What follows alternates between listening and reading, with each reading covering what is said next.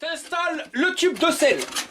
Tu redresses la potence. Quand tu l'as bien droite, je te parle de la potence, esprit mal tourné, tu vas resserrer la vis du dessus. Celle-ci, ça va te permettre de resserrer le tout et d'éviter que tu aies un petit jeu entre ta fourche et ton cadre. Ça, vous êtes une paire à m'envoyer des messages en me disant « Ouais, il y a du jeu, ça va pas bien !» Bah ouais, c'est juste ça mon copain. Alors tu dévisses d'abord la potence, histoire de dire qu'elle bouge bien, et tu resserres. Et regarde là, tu peux serrer. Hein.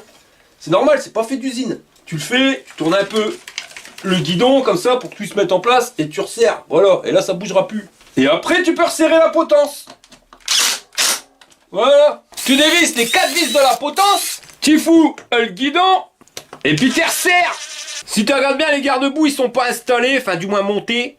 Alors tu prends la plaque, ça c'est le garde-boue avant, c'est le plus court. La plaque qui part en équerre comme ça, tu viens la positionner en dessous et dedans t'as mis des vis couleur chrome. Là t'as l'avant, il est monté comme ça. Et là t'as l'arrière, tu vois c'est pas la même pointe de fixation, elle est arrondie celle-ci. Puis l'arrière tu vois tout de suite il est plus grand. À l'avant t'installes le phare avec la même vis que pour fixer ton magnifique garde-boue de la marque Brun. Et pour le fixer à l'arrière, tu mets une vis, la rondelle de bistacouin en plastique, le garde-boue tu rentres à travers le cadre. Tu viens remettre la rondelle en plastoc et tu visses le tout. Alors dessus, là et là. Et voilà, le bordel, il est monté. Tu retournes le biclou, tu vas à l'arrière, ici au niveau du cadre, et tu vas récupérer un fil. C'est le fil de la lumière. Et t'as qu'à le raccorder en faisant correspondre les flèches.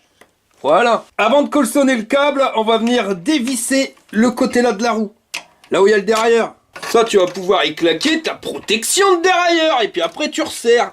Et maintenant, on peut colçonner notre câble de lumière. On va installer les pédales, alors fais bien gaffe. L c'est gauche, R c'est droite. Alors je suis mort de le dire, hein, mais voilà, je reçois tous les semaines des gars qui ont foiré le filetage de leur pédalier parce qu'ils ont saqué dedans, alors que c'était pas la bonne pédale. Faites bien gaffe les gars. Puis tu tournes dans le sens de la flèche, enfin voilà, on peut vraiment pas se tromper. Hein. On installe la roue avant. Bon, par contre, un petit réglage frein s'impose. On va regarder le plateau, comment que c'est que ça se goupille. Et je te dirai les plateaux, parce que ravise-me ça, père, ils t'ont mis un magnifique dérailleur à l'avant. Et t'as 3 plateaux. Donc 3 plateaux plus 7 pignons. Ça nous fait 21 vitesses. Alors pareil, encore, pour un vélo pas cher, tu le trouves pas sur des vélos qui coûtent une blinde. C'est ça qui me fait rire. Et un dérailleur avant sur un VTT, c'est pas une mauvaise chose, parce que ça va te permettre d'avoir une bonne démultiplication. C'est-à-dire que t'auras de la vitesse choucroute, mais il sera aussi de la vitesse de pointe, et ça c'est génial. Surtout quand tu dois faire des franchissements, ça évite d'en chier comme un russe. Pour pas salir ta pantalon de smoking, on t'a mis une flasque en plastique, et on récupère les manivelles Prowell en métal forgé. Au niveau des pédales, les Catadiop pour être homologués PTT, avec des crampons sur la pédale en métal. Alors ça c'est pas la meilleure, hein. Ta godasse elle a quand même tendance à déraper. Au niveau des Catadiop, je les ai pas installés, mais tu as vu c'était fourni avec, donc un Catadiop à l'arrière et un Catadiop à l'avant. Là maintenant on va pouvoir aller voir la batterie. Donc ce qui change par rapport à l'ancien modèle, c'est que le contrôleur ils te l'ont mis là et terminé la verrue qu'on retrouvait directement sur l'avant du cadre. En plus c'était complètement stupide, il était direct aux projections de boue ou de cailloux. Et maintenant c'est terminé, c'est protégé directement dans le socle de la batterie. La batterie, la voilà. Estampillé du HOTS, alors ici tu retrouves la clé pour pouvoir verrouiller la batterie, hein, ça ne te servira pas à allumer le vélo. Les clés tu vas les retrouver ici directement au cul de ta batterie. Là les pépions pour donner le courant. C'est à la retourne, tu vas voir qu'ici tu as un bouton marche arrêt et le petit pépion en silicone pour pas que t'aies de brin qui rentre dans le port de charge. Et puis si tu arrives bien au-dessus, ils t'ont mis, mais il faut appuyer sur le bouton marche arrêt, un témoin de charge. Voilà, t'appuies dessus et là on voit qu'il est chargé à fond. Et pour les caractéristiques techniques, on est sur du 48 volts en 15 ampères, soit 720 Wh. Alors une batterie de 720 Wh pour un vélo qui vaut moins de 900 balles, je garantis que c'est pas courant. Bon alors pour mettre la batterie, c'est pas compliqué, tu la tiques sur le socle, tu la fais coulisser et tu viens la verrouiller directement avec ta clé. Tant qu'on a retourné le vélo, on va regarder ce qui se goupille de l'autre côté. Alors au niveau de la béquille, classe ou merdasse, c'est ce qu'on va voir tout de suite. À l'avant, toujours les jantes en 29 pouces avec les pneus Shaoyang, diamètre 160 pour les disques de frein et les étriers speed à câble. Tout ça, c'est raccordé sur une magnifique fourche à suspension. Alors, il y a un fourreau qui est réglable ici. Donc ça, c'est ressort. Et de l'autre côté, c'est bloquable ou débloquable. Et on va regarder le débattement. Ah, là, je l'ai claqué, ma copain.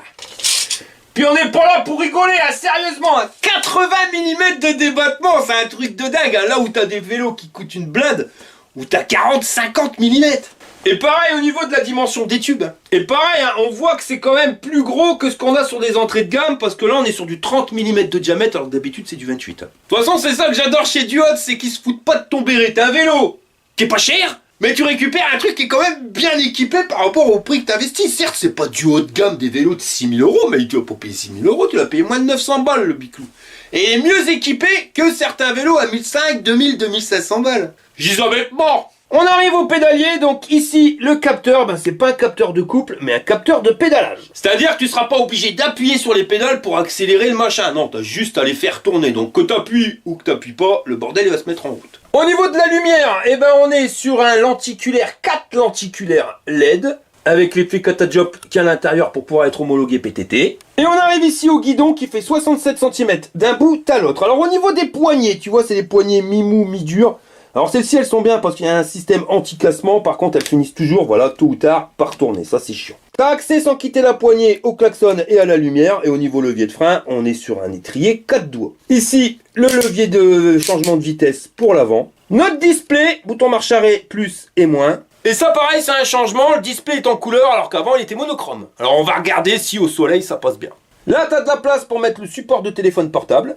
Support qui était fourni avec. Et comme t'as pas de port USB sur le display, ils te l'ont rajouté directement ici. Là, le levier de vitesse Shimano SIS pour changer les vitesses. Levier de frein 4 doigts. Et toujours les poignées anti-cassement qui tournent. Et la petite poignée d'accélérateur type moto. Pour allumer le vélo, t'appuies sur le bouton marche arrêt. 3 secondes, t'attends que l'écran il s'allume. Voilà, c'est fait. Donc ouais, rien à voir avec l'ancien système. Enfin après 10 couleurs, mais t'en as pas tant que ça. Mais je trouve que l'affichage il est bien net. Alors ici on a le niveau de batterie sur 5 niveaux. La vitesse en temps réel. La distance kilométrique totale, le niveau d'assistance, et là tu as le logo Bluetooth parce que tu peux le connecter avec ton téléphone. Avec plus et moins, tu vas changer les niveaux d'assistance, il est réglé sur 5 niveaux. Si tu appuies un petit peu sur le bouton marche arrêt, tu vas passer au compteur journalier, voltage de ta batterie, le temps depuis lequel ton vélo est allumé, et tu reviens à distance kilométrique totale. Alors on va regarder la vitesse max, ça crochette marronne, alors démarrage très progressif, il va à 20, 25, allez on voit la sauce Jean-Pierre.